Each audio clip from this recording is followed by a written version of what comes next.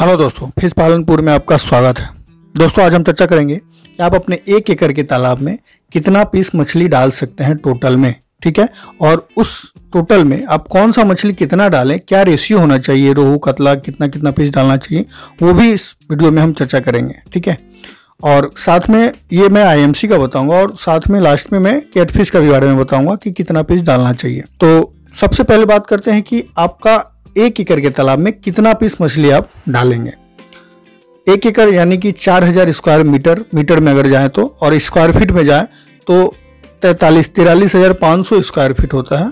ठीक है, अगर आप इसको नॉर्मली एग्जांपल के तौर पे करें, मान लीजिए आपका 200 बाई 220 का तालाब है, 200 बाई 220 स्क्वायर फीट का अगर आपका तालाब है तो ये करीबन 43,000 के करीब में होता है।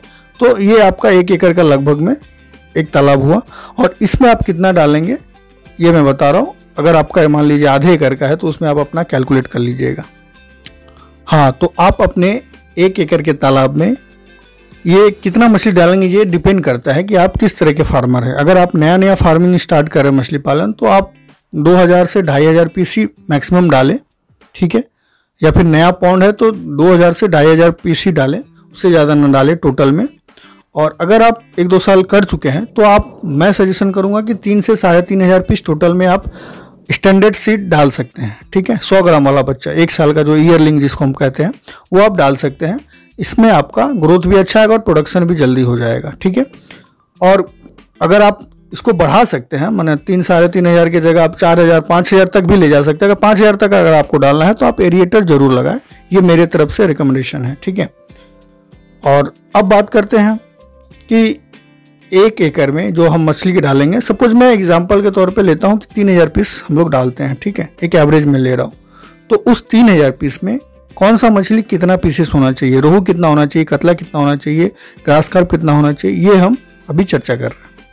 तो सबसे पहले मैं आपको ये बता देता हूँ कि मछलियाँ कितने कितने लेयर में रहती हैं। सबसे ऊपर में मछली रहती है, फिर मिडिल में रहती है और नीचे में रहती है। सबसे ऊपर में आपका कतला रहता है, बिग हेड रहता है, सिल्वर कार्प रहता है। मिडिल वाले सरफेस में मिडिल वाले में आपका रोहू रहता है, ग्रास कार्प रहता है। ग्रास कार्प हालांकि नीचे भी चला जाता है खाने के लिए। और सबसे नीचे में आपका मृगल यानी कि नैनी, कॉमन कार्प, अमूर कार्प, ये सब मछलियाँ रहती हैं। ठीक है, तो अब मान लीजिए कि आप 3000 पीस डाल रहे हैं 1 एकड़ में, तो मेरे हिसाब से आप सबसे ऊपर में यानी कि टॉप पे कतला को 40% डालें।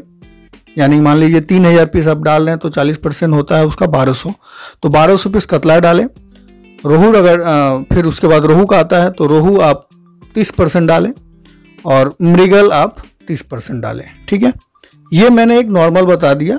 अब मैं इसका लॉजिक बताता हूँ क्यों कतला मैंने 40% बोला। पहले इसलिए क्योंकि 40% इसलिए कहा जा रहा है कि कतला का ग्रोथ अच्छा होता है और इसका बाजार में रेट भी अच्छा मिलता है, तो आपको एक प्रॉफिट माने थोड़ा सा आपका बढ़ जाएगा इसके वजह से। तो आप कतला 40% डालें, ये मेरा मानना है। ठीक है, रोहू 30% और मृगल 30%। अब इसमें मान लीजिए आप ग्रास कार्प भी करना चाहते हैं, सिल्वर कार्प भी करना चाहते हैं साथ में, और अमून, कॉमन कार्प, ये सब भी करना चाह रहे हैं, तो इसका एक बैलेंस मैं आपको बता दे रहा हूँ कि कितना डालना चाहिए मेरे हिसाब से।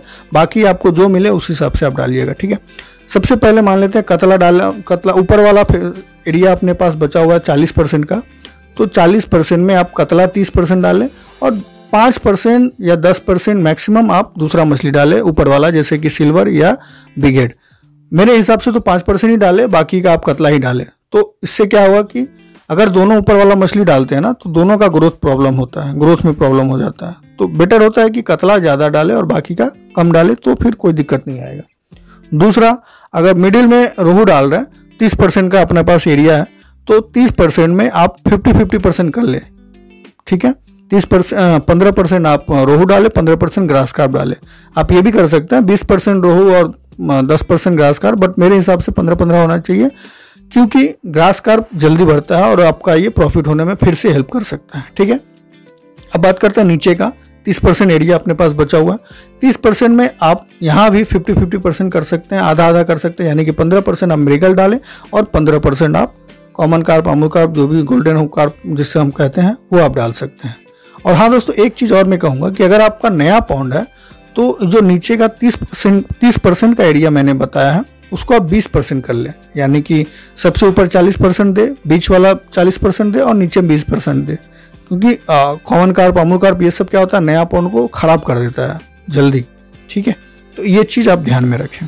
अब बात करते हैं कैटफिश के बारे में। कैटफिश यानी कि पंगास आप 1 एकड़ में कितना डाल सकते हैं? दोस्तों यूट्यूब में फैला हुआ है 20,000, 25,000, 30,000 भाड़ा पड़ा हुआ है। सब बोलते हैं कि इतना इतना आप डालिए और इतना इतना प्रोडक्शन निकालिए। मेरे हिसाब से दोस्तों मैं सिंपल सा कैलकुलेशन रखता हूँ कि अगर आप नए फार्मर है या 1-2 साल हुआ है तो आप 12 से 15,000 पीस ही डालें स्टार्टिंग में।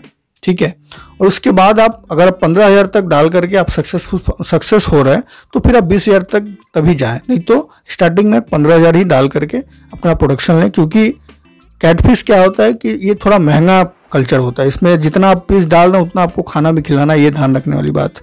ठीक है, तो दोस्तों कैसा लगा ये वीडियो मुझे कमेंट करके बताओ। अगर वीडियो पसंद आया हो तो लाइक कर लें और चैनल को सब्सक्राइब कर लें, ताकि मैं आने वाले समय में और भी इंफॉर्मेटिव वीडियो बनाऊं तो आपको नोटिफिकेशन सबसे पहले मिले और आप देख करके जानकारी ले सके। ठीक है, धन्यवाद।